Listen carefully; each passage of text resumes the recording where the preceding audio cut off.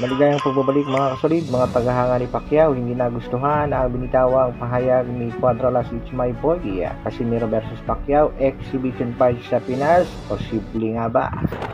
Gervonta Tank Davis, posibleng madumisan ang napakalinis na kabtada.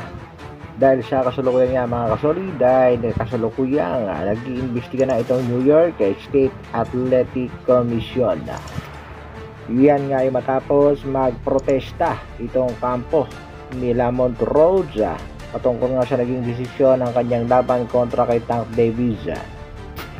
Napakaliwanag naman daw mga kasolid na ang pagluhod nitong si Gervonta Tank Davis sa round number 9 ay isang knockdown pero hindi nga daw ito tinawagan ng referee.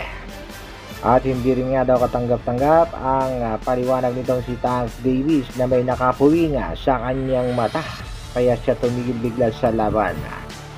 Kagad namang nanawagan ng rematch itong si Gervonta Tank Davis sa kampo nga nitong si Lamont Rhodes. Pero ang matindi dyan mga kasolid, after ng investigation, posible ngang mabago ang desisyon at itanghal na panalo itong si Lamont Rhodes. At tuluyan nang madungisan ang napakalinis na kartada ni Gervonta Tank Davis. Ayon naman dito kay Floyd Mayweather, he paid the judges. Alam ni Mayweather yan dahil gawain niya yan at alaga niya yan dati. Ito si Tank Davis. Kaya abangan lang natin mga kasolid kung ano ang magiging desisyon sa naging laban nitong si Rhodes at Tank Davis. Sa kabilang balita naman mga kasolid, Cuadralas General Casimiro nananawagan nga dyan kung sino ang gustong magkaroon ng trabaho.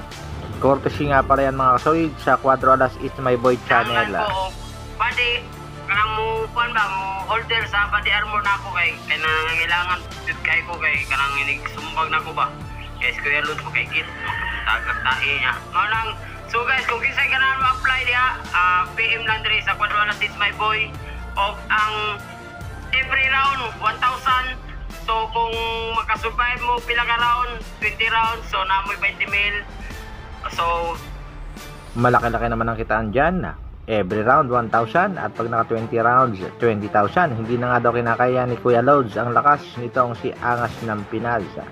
Para naman sa ating huling balita, mga tagahanga at taga-suporta nitong si pambansang kamauman ni Pacquiao, umalma sa naging pahayag nitong si Cuadralas It's My Boy. Mabagal daw ako sumuntok, mabilis daw si Pacquiao. Okay lang yan boss, hindi naman ako natulog. Tila matindi ang patama nga dito ni Cuadralas It's My Boy dito kay Manny Pacquiao. Alam naman natin mga kasolid sa naging laban nitong si pambansang kamauman ni Pacquiao kontra nga dito kay Juan Manuel Marquez, ay nakatulog nga ito si Pacquiao matapos masoliduhan nitong si Juan Manuel Marquez.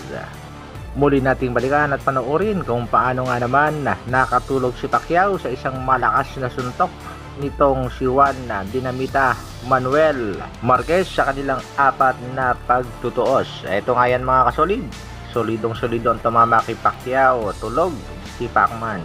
At dahil nga sa naging banat ni Cuadralas It's My Boy, marami namang boxing fans na nagsasabing pagtapatin na lamang itong si Manny Pacquiao at General Casimiro sa isang exhibition fight sa Pilipinas. Ano naman kaya maging komento at tugon nitong si MP President Mr. Sean sa naging banat ni Cuadralas It's My Boy kay Pacquiao? Hanggang dito na lang muna mga kasolid. Maraming salamat sa patuloy na pagsuporta at panonood. Mabuhay, Dr. Alvin Vlogs.